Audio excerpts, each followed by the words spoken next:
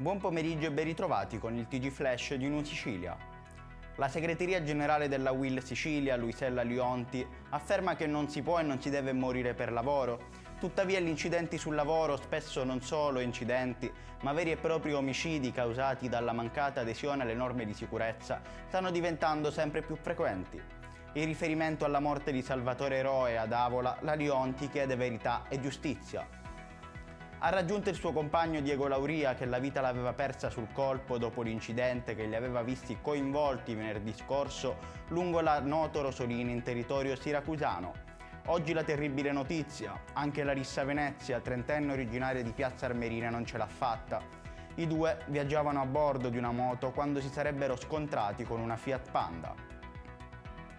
Si è dimesso il sindaco di Pachino Carmela Petralito. L'ormai ex primo cittadino del comune siracusano ha inviato le dimissioni al segretario generale dell'ente e al presidente del consiglio comunale.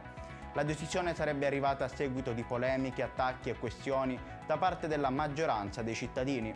La professoressa Petralito ha adesso a disposizione 20 giorni di tempo per ritirare le dimissioni o renderle definitive. I lavoratori e le lavoratrici della Publi Servizi di Catania hanno proclamato lo stato di agitazione in seguito all'assemblea tenuta questa mattina.